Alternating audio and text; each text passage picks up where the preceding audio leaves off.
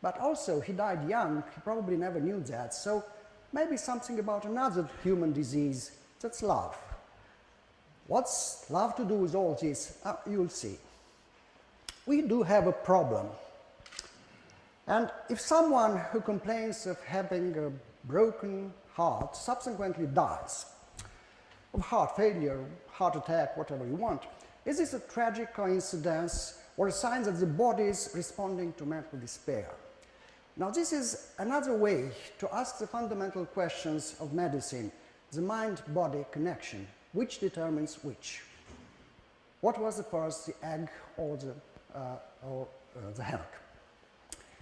Now, the psychiatrist said that to convert something means if you had a psychiatric symptom, you are despaired or whatever, you're depressed or what else you want, you convert it to a physical symptom, a heartache, a stomachache, whatever.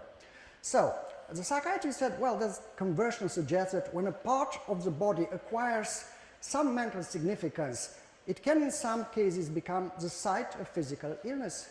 Yes, it can. In European Union, we spend about 110 billion euros annually on medical care for cardiovascular disease. This is a huge problem. And it's not only the disease, it's only the handicap, the infirmity that produces. So, if personality matters in this situation, can we identify the type of person likely to suffer from heart problems? This is a legitimate question. And the first answer was what is called the psychosomatic solution. And what's about it? Two cardiologists from San Francisco, very successfully, they had a very intriguing problem. Every few weeks, they had to reupholster their waiting rooms. Why?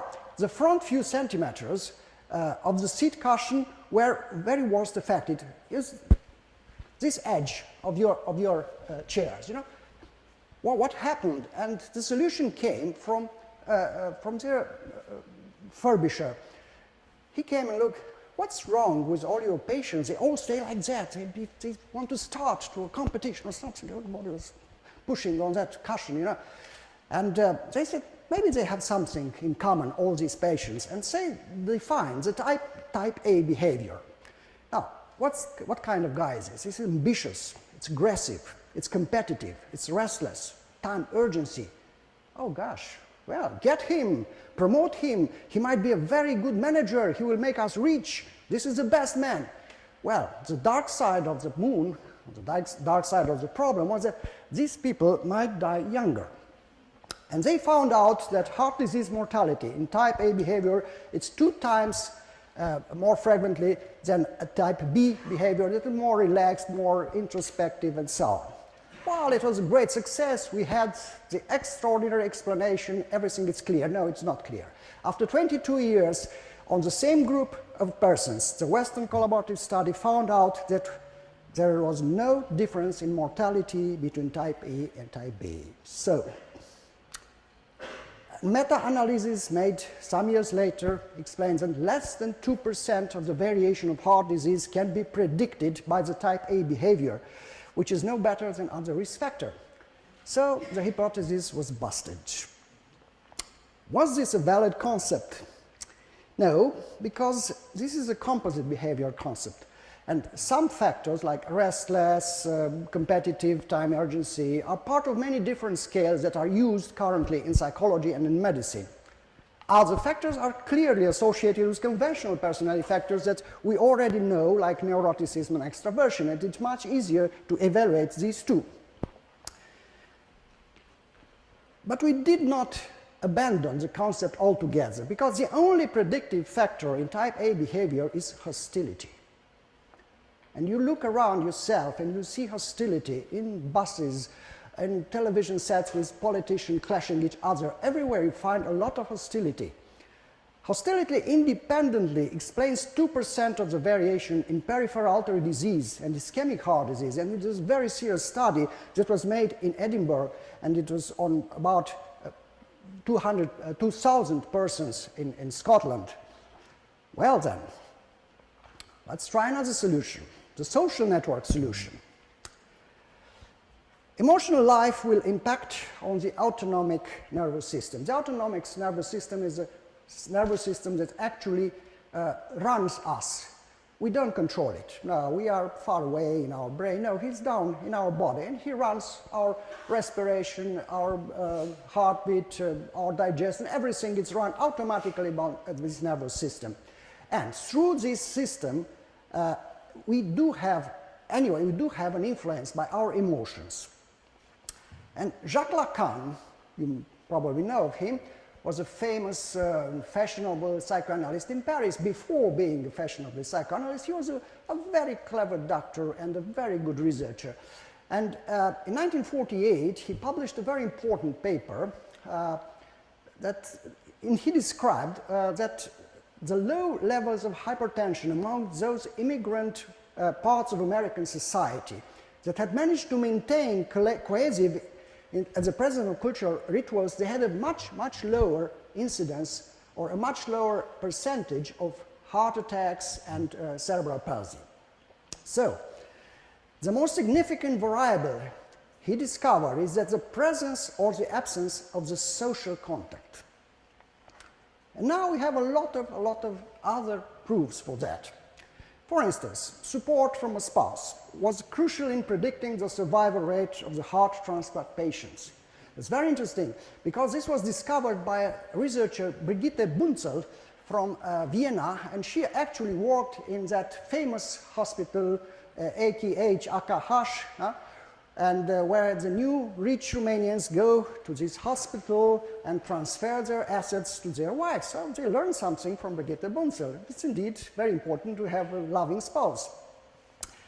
Another study, much larger, was done in the United States. It's called Roseto study. Roseto, it's a relatively small village in Pennsylvania, a population about 1,600 immigrants from southern Italy. The death rate from myocardial infarction was only half that in the United States in general. The only positive predictive factor was the cohesiveness of the community. Not the diet, not the cholesterol level, not even the smoking. The Italians even smoked more than the rest of the Americans, and they died less by heart attacks. Another proof. In Alameda County, that's in New Mexico, two researchers, Beckman and Zime, in 1979 studied 4,700 and so adults, distinguishing them in 4 different classes of social bond. They followed them up for 9 years. Those low on the scale that lived alone with no contacts, no friends, no relatives, were twice as likely to die as the persons on the first level who had a lot of relatives, a lot of friends, a very extensive network, a social network. So, the social relationships are not just buffers to the social stresses. They not only protect you for that, but they as much have a direct impact on your health.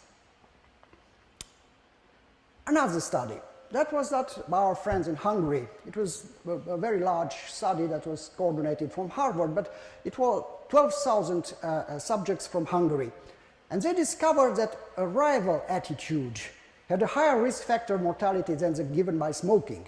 Distrust, jealousy were the biggest killers, especially for men, and the best protective factor was neighborhood cohesion.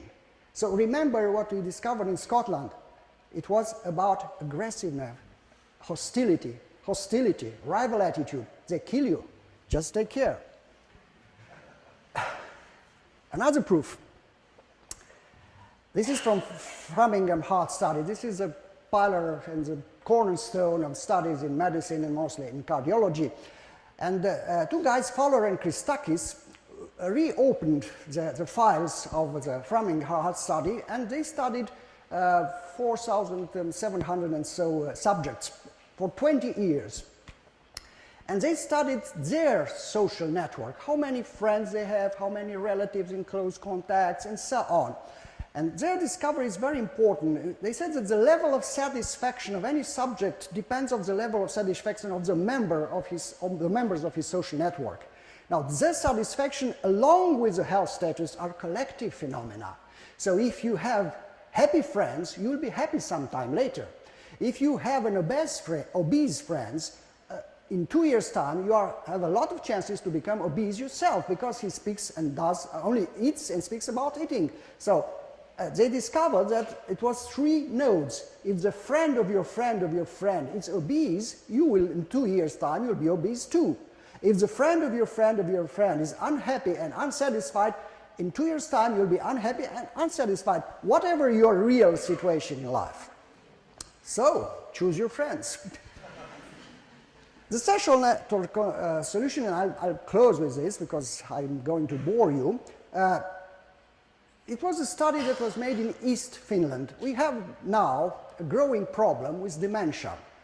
Be it Alzheimer, Lewy bodies, whatever you want. Dementia as a whole will be a huge burden to our health cost in all Europe and in American and civilized world. Well, it seems that we outlive our brain, and that's a pity.